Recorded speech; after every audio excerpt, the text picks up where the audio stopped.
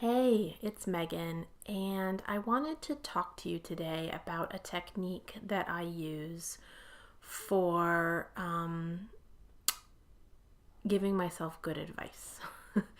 um, this is a technique I've been using for about 10 years. I actually started using it when I was working in the adolescent inpatient psychiatric ward as an occupational therapist, and I was working with kids who were there. A lot of times, most of our patients were there either because they'd recently had a suicide attempt or they'd recently had their first psychotic break. So it was really tough time for them. These kids were 15, 16, 17. And this is something that I used to do working with them that helped a lot. And I would do it too when I would have them do the assignment, and it helped me too. So I thought I'd share it with you because I continue to use it to this day when I'm going through a hard time and I just need some support.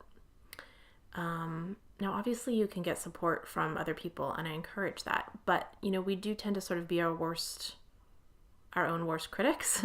So this is sort of a way to circumvent that and to hear the good things in your heart that you have to say to yourself. So here it is.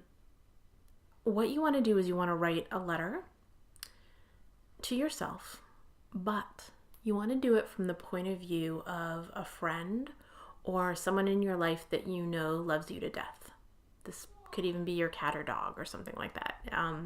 Just someone who you know really, really adores you and loves you and wants you to be free of suffering.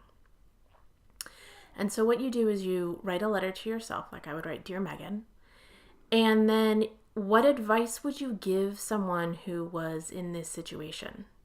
So try to step out of your own situation and your own sort of ways that you maybe think you did wrong or are beating yourself up or feel like you should have done better or feel guilty.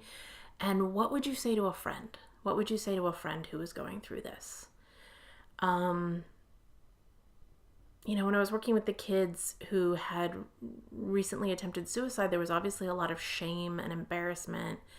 And so this sort of took them out of their own heads and gave them a way to think of what are their friends going to say. And of course, your friends are kind and wonderful and loving, or your family or your pets are kind and wonderful and loving and want you to be happy and want you to be free of suffering.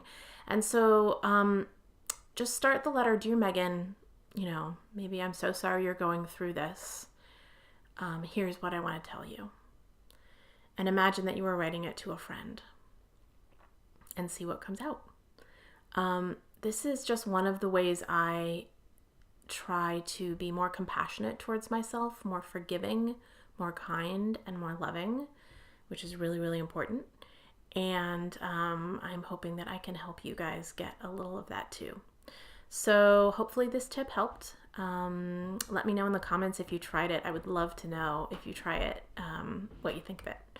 So I will see you guys in the next video. Thanks for watching. Bye.